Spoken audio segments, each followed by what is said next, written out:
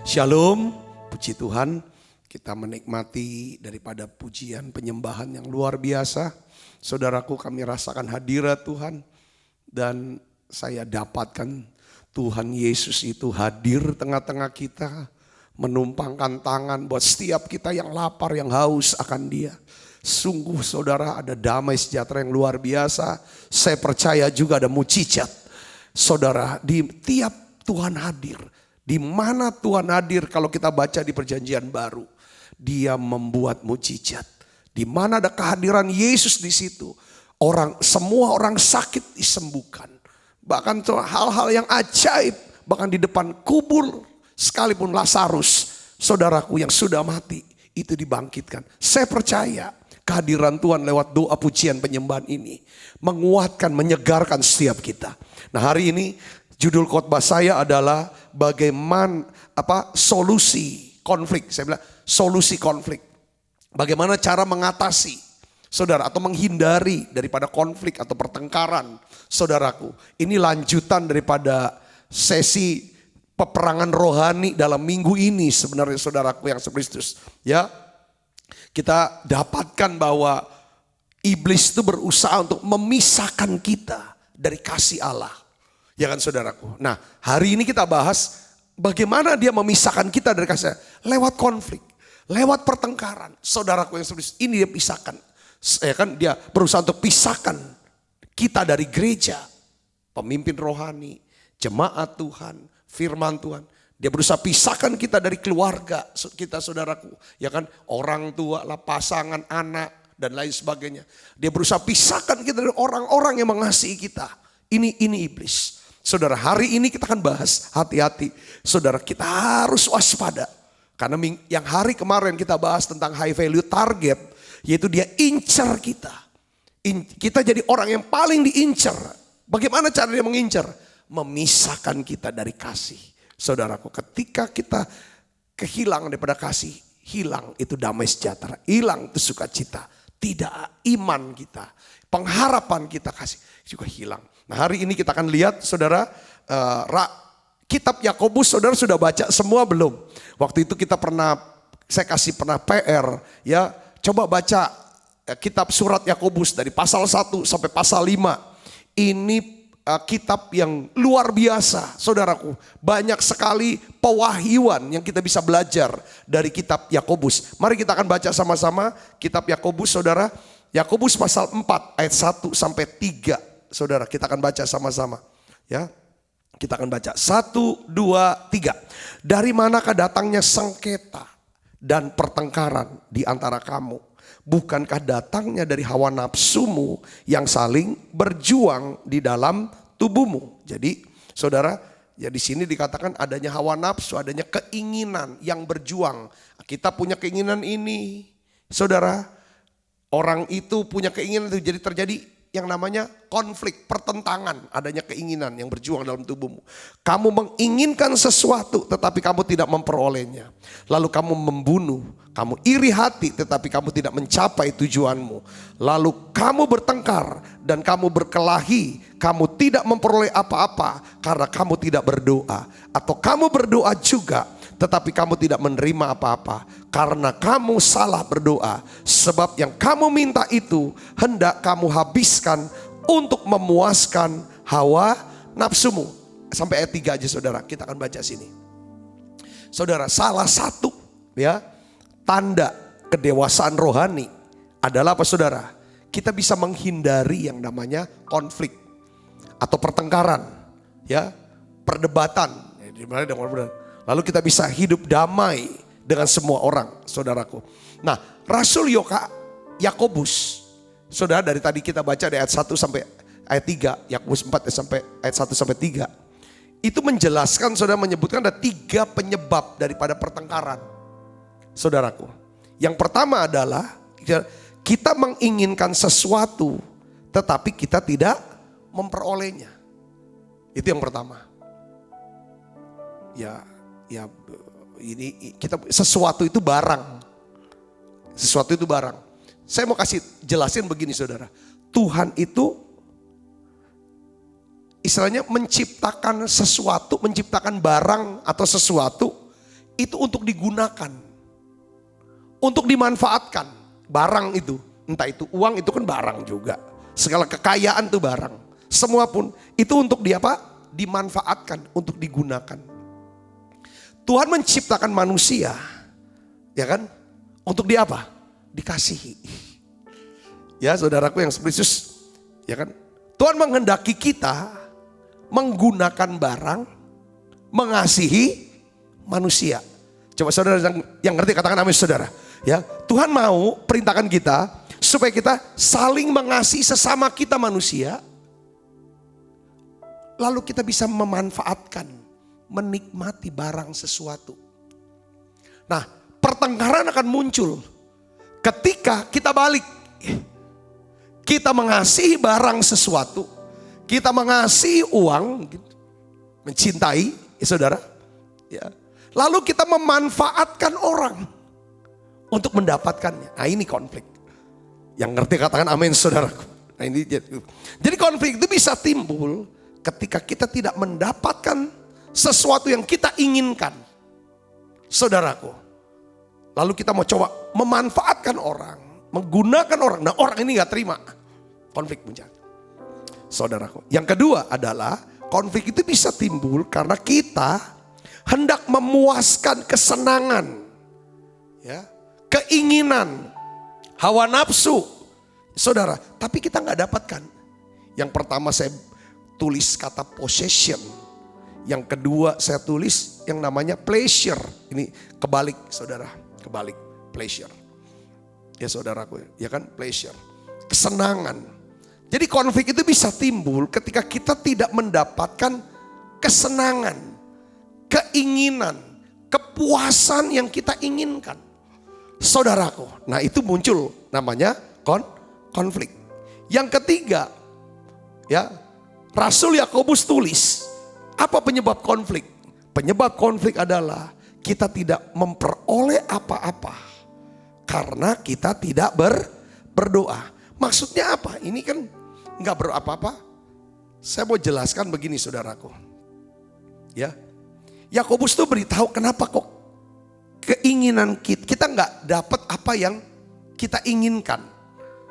Dia bilang, karena kamu tidak berdoa. Karena kamu tidak meminta sama Tuhan. Karena kamu tidak berdoa, maka kamu tidak mendapatkan apa yang kamu inginkan.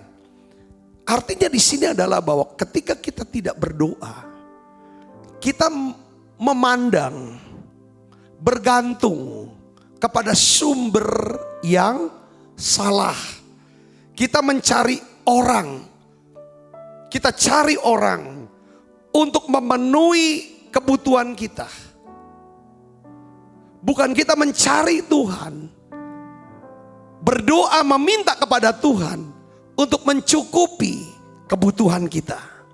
Ketika orang itu tidak bisa memenuhi apa yang menjadi keinginan kita, kebutuhan kita, maka muncul apa? Konflik. Saudara bisa mengerti di sini. Ini penyebabnya. Jika kita tidak suka berdoa, perhatikan di sini. Hal ini membuktikan bahwa ini adalah bukti bahwa merupakan bukti dari apa? Kesombongan. Kenapa saya tidak berdoa? Kenapa saya tidak berdoa? Apa alasannya kenapa saya tidak berdoa? Saya tidak berdoa karena saya pikir bahwa saya tidak perlu melibatkan Tuhan. Saya tidak membutuhkan Tuhan. Tetapi saudaraku, kenapa saya berdoa? Kenapa saya berdoa? Saat saya berdoa, saya berpikir, saya butuh Tuhan. Saya butuh Tuhan. Saya bergantung sama Tuhan. Karena saya tidak bisa lakukan dengan kekuatan saya. Makanya saya minta, Tuhan tolong saya. Saudara bisa mengerti sini, katakan amin. Nah, Yakobus berkata, kita akan memiliki lebih banyak damai sejahtera jika kita lebih banyak berdoa. Kalau kita lebih banyak berdoa, maka ada damai sejahtera. Perhatikan saudaraku di sini. Yakobus juga jelas gini, kalau kamu nggak pernah doa, kamu akan konflik dengan orang. Kalau kamu tidak berdoa, itu kamu menunjukkan kamu adalah bukti kamu tuh bergantung sama diri sendiri. Kamu tuh sombong. Orang sombong, ya di sini dikatakan ya, keangkuhan akan menimbulkan apa? Pertengkaran. Yang ngerti katakan amin saudaraku. Tetapi orang yang mendengarkan nasihat mempunyai apa? Mempunyai hikmat. Nah, jadi orang yang sombong atau yang tidak berdoa bukan cuma sering konflik sama orang lain, tapi dia juga memposisikan dirinya, ya kan, menjadi orang yang apa? Yang bermusuhan dengan Tuhan. Yakobus 4 katakan apa? Allah menentang orang yang congkak, tetapi mengasihani orang yang rendah hati. Jadi Tuhan tuh menyatakan perang melawan kecongkakan, melawan keegoisan. Tuhan memerangi orang apa? Orang sombong. Saudaraku, nah ini yang kesombongannya. Saudara pernah enggak? Saya pernah. Kalau kita mau jujur, kita semua pernah berdebat. Dimana kita tahu waktu kita berdebat, kita tahu kita salah. Tapi kita tidak mau akui. Kenapa? Waktu kita berdebat, kita tahu kita salah, tapi kita tidak mau akui. Kenapa? Apa penyebabnya? Saudara tahu gak? Penyebabnya apa? Kesombongan. Makanya kesombongan menyebabkan apa? Pertengkaran. Yang mengerti katakan amin. Kalau kesombongan menimbulkan pertengkaran, maka cara mengatasi pertengkaran adalah apa saudara? Rendah hati. Ya kan? Hari ini saya ingin bagikan kepada saudara. Saya mau nanya sama saudara. Di dalam kasih Tuhan. Apakah saudara sudah capek dengan pertengkaran? Apakah saudara mau berhenti dari pertengkaran? Apakah saudara mau membangun satu hubungan yang lebih baik dengan keluarga, dengan sahabat, dengan saudara-saudara yang seiman? Kalau saudara mau, saudara dan saya, kita perlu apa? Rendah hati. Kita membutuhkan apa? Kasih karunia Allah. Kita butuh apa? Kasih karunia Allah. Yakobus 4 ayat 6 katakan, tetapi kasih karunia Allah yang dianugerahkannya kepada kita lebih besar daripada itu. Kita bahas kemarin, sekalipun kita jadi inceran daripada musuh, tapi salah satunya kasih karunia Allah jauh lebih besar daripada kekuatan musuh. Katakan amin saudara. Kasih karunia Allah lebih besar daripada kedagingan kita, dari segala kelemahan kita, dari segala dosa dan kesalahan kita. Kekuatan kasih karunia inilah yang memampukan kita untuk apa? Hidup damai dengan semua orang. Yang percaya katakan amin. Kasih karunia Allah adalah kuasa Allah yang sanggup untuk mengubah hidup kita. Kasih karunia ini bukan cuma untuk menyelamatkan kita dari penghukuman kekal, tapi kasih karunia Allah itu sanggup mengubah sifat kita, mengubah hati kita, mengubah saudaraku hidup kita. Kita tidak bisa mengubah dan menaklukkan kehendak kita sendiri hanya dengan kekuatan sendiri. Makanya banyak orang yang apa? Resolusi. Aku harus punya tekad untuk. Iya, harus ada tekad. Tetapi banyak orang gagal. Saudaraku, kekristenan bicara tentang kalau kamu tinggal pada pokok anggur, akulah pokok anggur yang benar, Bapakkulah pengusahanya. Setiap ranting, dia bilang, yang tinggal padaku, ya kan? Dia kan yang tidak berbuah dia dibersihkan, dia dipotong. Yang berbuah dibersihkan supaya lebih banyak berbuah. Kalau ranting itu tinggal pada pokok anggur, maka ranting itu akan berbuah. Artinya di sini, saudara, saya nangkap begini. Semakin kita mau berusaha keras tanpa melibatkan Tuhan dalam doa, pujian, penyembahan, tanpa minta sama Tuhan, doa sama Tuhan, saya rasa gak mungkin bisa kita berubah. Saudaraku, karena ini masalah hati. Yang bisa mengubah hati itu siapa? Itu Tuhan. Makanya Tuhan bilang, aku akan berikan kamu hati yang baru, roh yang baru. Katakan amin saudaraku. Kita butuh kuasa Roh Kudus yang kita sebut sebagai apa? Kuasa kasih karunia Allah. Kasih karunia Allah itulah kuasa yang mengubah hidup kita. Nah, untuk bisa mendapatkan kasih karunia Allah, Yakobus bilang, rendahkanlah dirimu di hadapan Tuhan. Tiap hari saudara dan saya harus doa. Tuhan, tolong aku Tuhan. Tolong aku Tuhan, supaya saya menjadi orang yang lebih sabar. Tuhan, tolong aku Tuhan, supaya aku menjadi orang yang bisa bersuka cita. Karena salah satu ya saudara, obat atau bukan obat ya, probiotik daripada stres, khawatir, itu bersuka cita. Rasul Paulus bilang, saudara, bersuka citalah. Sekali lagi kukatakan, bersuka citalah. Janganlah hendaknya kamu khawatir tentang apapun juga. Nah, dia ngomong itu di Filipi pasal 4 saudaraku. Jadi ini penting. Ini harus apa? Doa. Ketika kita doa minta, Tuhan berikan saya sukacitamu hari ini. Berikan saya damai sejahteramu hari ini. Tuhan berikan saya kesabaranmu. Tuhan. Berikan saya kemampuan untuk bisa menguasai diriku. Maka waktu dia beri itulah kuasa kasih karunia. Yang ngerti katakan amin saudara. Kalau kita cuma punya tekad tapi kita tidak pernah doa dan minta tolong, gak bisa. Itu namanya orang congkak. Nanti ya saudaraku yang ada cuman nanti menghakimi. Jadi kalau kita bisa sabar, kita bisa bersuka cita, kita bisa tenang. Kalau kita hidup dalam kasih karunia, hidupnya suka doa dan minta tolong sama Tuhan, itu hidup dalam kasih karunia. Kita gak akan mungkin mudah untuk apa? Menghakimi orang. Dan menganggap aku masih lebih baik dari dia. Gak bisa sombong. Karena kita bisa seperti ini karena kita minta tolong sama Tuhan. Kita sadar kita gak bisa berubah tanpa melibatkan Tuhan. Yang ngerti katakan amin. Allah tidak akan pernah memberikan kasih karunia-Nya kepada orang yang sangat angkuh. Dan yang berpikir, aku dapat melakukan dengan caraku sendiri. Dengan kekuatanku sendiri. Dengan kehendakku sendiri. Dan kehendakku ini harus terjadi sekarang juga.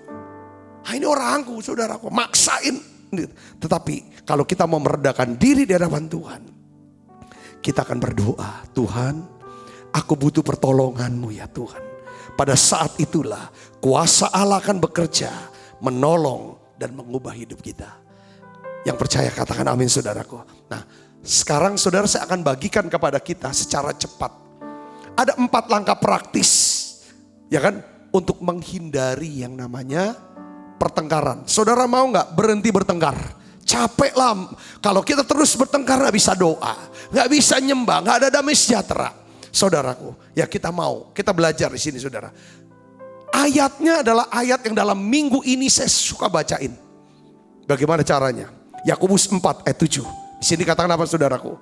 Karena itu tunduklah kepada Allah dan lawanlah iblis, maka ia akan lari daripadamu. Yang pertama, kalau kita mau menghindari pertengkaran, kita harus tunduk kepada Allah. Katakan dengan saya, tunduk kepada Allah. Saya bisa tulis di live chat, saya mau tunduk kepada Allah. Saudara bisa tulis di live chat, saya mau tunduk kepada Allah. Saat kita tunduk kepada Allah, kita menjadikan Allah yang berkuasa, yang berdaulat, yang ngatur-ngatur hidup saya, itu Allah. Yang ngerti katakan amin saudara. Jadi kita memohon, kita mengizinkan Tuhan yang mengerjakan sesuatu yang tidak bisa kita kerjakan dalam hidup kita. Kita akan berhenti merasa mampu, merasa hebat, merasa punya sendiri dengan waktu dan tempat sendiri. Ketika kita tunduk kepada Allah, kita adalah orang yang suka berdoa dan mau melibatkan Tuhan di dalam segala aspek hidup kita. Katakan amin saudaraku. Semakin saudara tunduk kepada Allah, dengar baik saudara, saudara dan saya akan memiliki damai sejahtera. Kita harus memiliki damai sejahtera sebelum kita bisa berdamai dengan orang lain. Caranya menghindari pertengkaran adalah, saudara, ketika kita mulai kesenggol nih, ego kita, sombongnya kita, harga diri kita. Mungkin apa yang kita inginkan, kita mau dapat sesuatu, tapi tiba-tiba diambil, dirampas oleh orang. Saudara, kita nggak dapat. Saudaraku, ini yang semua sumber-sumber konflik yang tadi kita, atau mungkin kepuasan kita, yaitu apa? Kalau belum ngomong, belum marah, belum ini, saya nggak bisa terima. Nah, ini kan sumber-sumber konflik. Kalau saya nggak ngomong, sedangkan kalau ngomong ribut besar. Saudaraku Yesus Kristus, ya kan? Nah, saudara perhatikan di sini, ya. Kalau kita bertekad, kita harus punya tekad yang kuat untuk apa? Hentikan kemarahan. Kalau kita mau hindari yang namanya pertengkaran, hentikan kemarahan di hati, perbantahan, konflik dalam diri sendiri. Saudaraku, selanjutnya maka kita bisa hentikan dan hindari yang namanya pertengkaran. Karena gini saudara, medan peperangan rohani itu ada di mana? Di sini, di pikiran kita. Saudara, konflik yang sesungguhnya berada di mana? Di pikiran kita sendiri. Di mana terdengar terus suara-suara dalam pikiran kita yang berbicara, tidak terima, jangan mau terima, terus lawan, masa diem, gak boleh diem, terlalu nanti dia akan ketagihan terus-terusan, kurang ajar, terus saya ngomong, kalau didiamin nanti kamu gini. Perhatikan saudaraku, tunduk kepada Allah artinya kita datang sama Tuhan. Tuhan ini suara yang bikin kami mau marah, bikin kami hilang damai sejahtera di suara. Kita duduk. Tuhan, aku minta Engkau membungkam suara kemarahan ini, suara perbantahan ini, suara konflik ini. Saya minta damai sejahtera-Mu, sukacitamu, ketenanganmu ya Tuhan.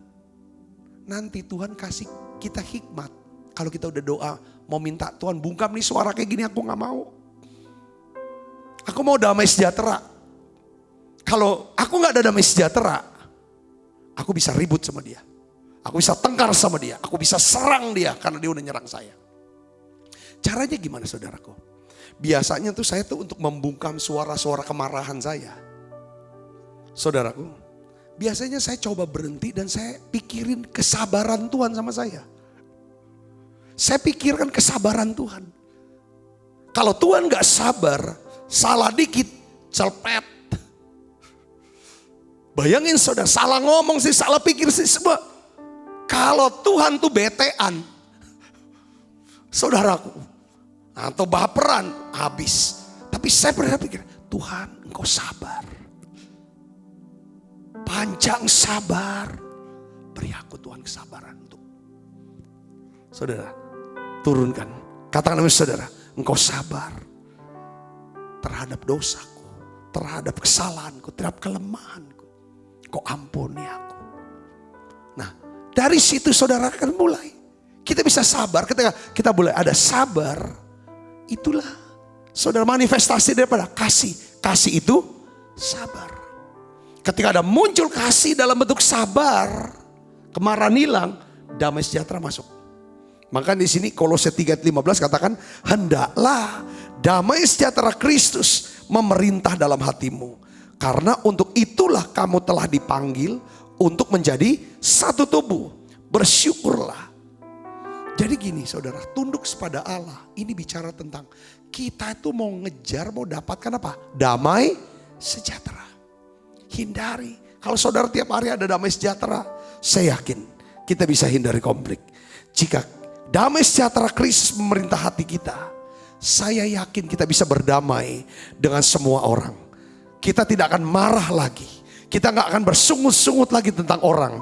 Tapi kita bisa menerima orang ini. Kita bisa mengasihi orang ini. Kita bisa bersyukur pada Tuhan. Maka konflik pun akan reda. Katakan amin saudaraku. Kita pikir. Kalau gak ada damai di hati kita, saudaraku, maka kita akan paksa kehendak kita. Kita akan coba atur. Kita mau berkuasa untuk hidup orang itu. Kita mau melakukan semau-maunya sama dia. Saudara, ini jadi sumber konflik. Seringkali orang tuh ngomong semau-maunya sama orang. Mentang-mentang kadang-kadang. Memperlakukan semau-mau. Ini sumber konflik saudaraku Yesus Kristus. Ya kan? Sebab itu, jadi artinya gini. Saya mau kasih. Satu, yang pertama. Untuk menghindari konflik, tunduk pada Allah. Artinya apa? Tunduk kepada Allah. Kita mau belajar berkata begini. Bukan kehendakku yang terjadi, tapi biar kehendak Tuhan yang terjadi. Katakan amin saudaraku. Katakan amin. Ya kan? Sebab apapun yang terjadi dalam hidupku, aku mau berkata, Tuhan Yesus baik. Apapun yang terjadi di dalam hidupku, selalu ku berkata, Tuhan Yesus baik. Dalam segala hal yang terjadi, tetap ku berkata, Tuhan Yesus baik. Jadi kalau kita mau tunduk pada Allah gini, ketika orang nyerang saudara, nyerang kita dengan kata-kata dan apa kan, pasti kok naik dong, panas dong emosi. Tunduk pada Allah adalah coba kita mulai kuasai mulut kita. Kita gak bisa kuasai hati kita. Hati panas. Pikiran juga wah kemana-mana. Tapi mulai kita diem. Saudara, kita tundukkan hati kita. Tuhan tolong aku. Tolong aku Tuhan. Tolong aku. Kalau engkau bisa sabar sama aku. Berikan kesabaranmu buat aku Tuhan. Supaya aku bisa sabar ngadapin ini. Kalau aku bisa sabar, bisa kuasai diri dan jadi tenang. Saya bisa dengar tuntunan Tuhan itu apa. Apa maksudnya? Itu tunduk kepada Allah yang pertama. Saya bisa ngerti sini, katakan amin. Yang kedua, lawan iblis. Lawan iblis itu artinya gini saudaraku Yesus Kristus. Bahwa iblis itu, dia akan pancing kemarahan kita. Kalau kita sudah meledak dengan kemarahan, maka kita sedang memberikan kesempatan kepada siapa? Iblis. Ketika kita dendam, sudah bukan lagi marah tapi sudah mulai nyimpen kesalahan, itu namanya dendam, luka, pahit. Kita bukan cuma kasih kesempatan kepada iblis, tapi sudah memberi keuntungan pada iblis. Menurut 2 Korintus 2 ayat 10 sampai 11. 2 Korintus 2 ayat 10 sampai 11, dia bilang, kalau kita bukan lagi marah nih, sudah nyimpen kesalahan. Maksudnya tidak mengampuni, maka kita bukan cuma memberikan kesempatan kepada iblis, tapi sudah memberikan keuntungan buat dia. Keuntungan iblis itu apa saudara? Dia curi iman kita. Dia curi pengharapan kita, habis kita. Dia curi kasih kita, dia pisahkan. Wah, hilang damai, hilang sukacita. Di situ kan. Kalau sudah, oleh karena itu, yang kedua tuh hindari, lawan, aku tidak boleh marah. Aku tidak mau marah, aku harus sabar. Aku tidak mau dendam. Kalau aku dendam, aku rugi. Dia untung, iblis yang untung. Kok harus ngampuni? Ngampuni itu untuk keuntungan kita. Dan membuat iblis jadi rugi. Katakan amin saudara. Coba lihat nih kata-kata Rasul Paulus dalam 2 Korintus 2 ayat 10. Perhatikan saudara. Barang siapa yang kamu ampuni kesalahannya, aku mengampuninya juga. Sebab jika aku mengampuni, seandainya ada yang harus kuampuni, maka hal itu kubuat oleh karena kamu di hadapan Kristus. Supaya apa saudara? Iblis jangan beroleh keuntungan atas kita. Sebab kita tahu apa maksudnya. Apa maksud iblis? Dia mau apa? Menghancurkan apapun dan siapapun melalui apa? Pertengkaran. Melalui peperangan. Saudara tahu, kita sudah dengar dan baca. Itu saudara, itu yang namanya aman, kota aman. Sebenarnya kotanya aman, aman memang harusnya. Suria, di Suria, itu kota yang paling indah, salah satu kota terindah di Timur Tengah saudaraku.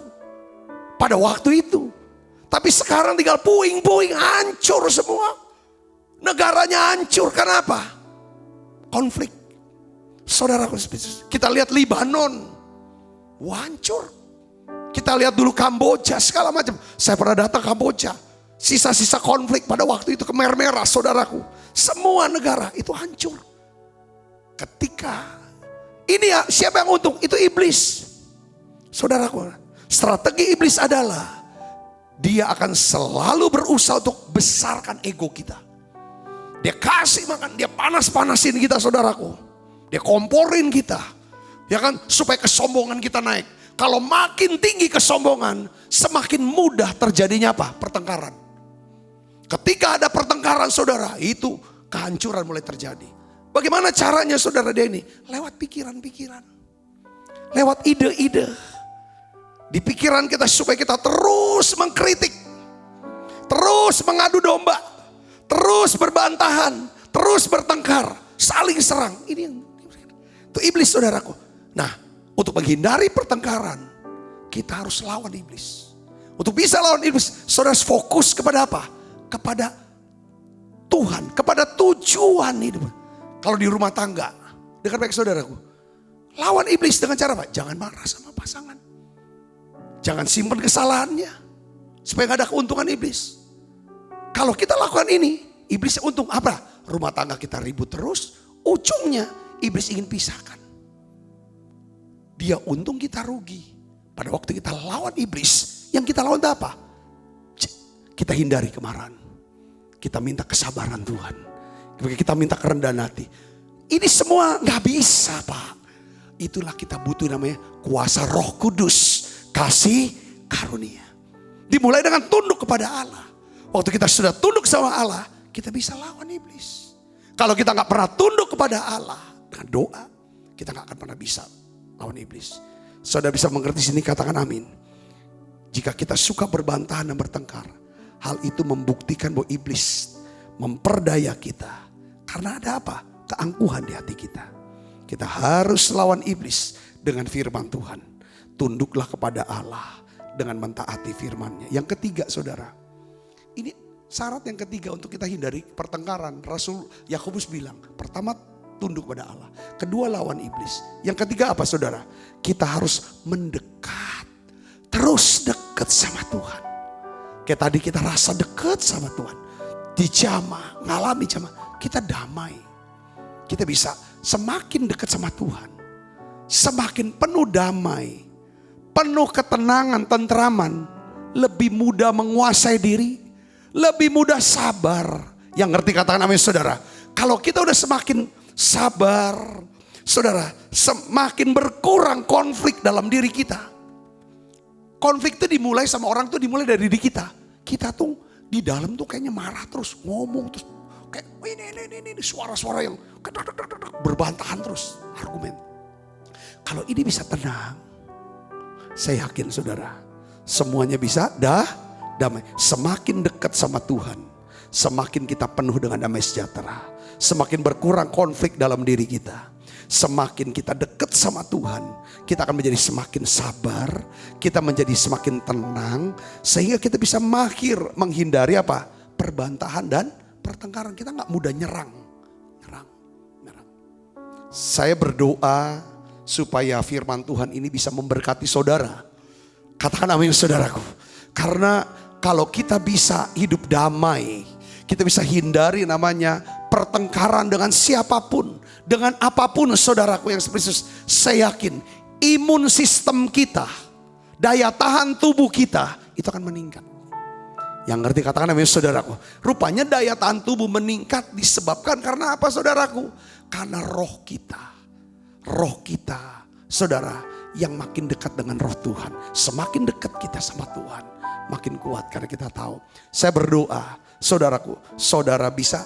Yang keempat, yang terakhir apa? Kita harus mentahhirkan perbuatan tangan kita dan menyucikan hati kita. Saudaraku yang spesies, kita harus berdoa, minta. Ya tiap hari itu. Kalau kita ada konflik nih, saudara, entah kita benar, entah kita salah. Yang keempat, saudara dan saya, kita harus berdoa, Tuhan ampuni saya, Tuhan. Ampuni saya, Tuhan. Ampuni saya. Yang kedua, kita bisa ngomong sama orang ini, lawan kita. Ampuni saya, ampuni saya. Ya, Wah, ini caranya mentahirkan tangan dan hati. Saya berdoa, saya percaya ketika kita bisa hindari konflik, kita bisa hidup damai, kita bisa hidup rukun. Alkitab katakan dalam Mazmur 133, kesanalah Allah akan perintahkan berkat kehidupan untuk selamanya. Kalau Indonesia aman, Indonesia damai, Indonesia bisa bebas konflik di dalam rumah tangga, di antara saudara, tetangga, keluarga, dalam satu kota, satu bangsa ini ada damai. Saya yakin berkat Tuhan berlimpah atas hidup kita, atas Indonesia, atas bangsa-bangsa. Yang percaya katakan amin.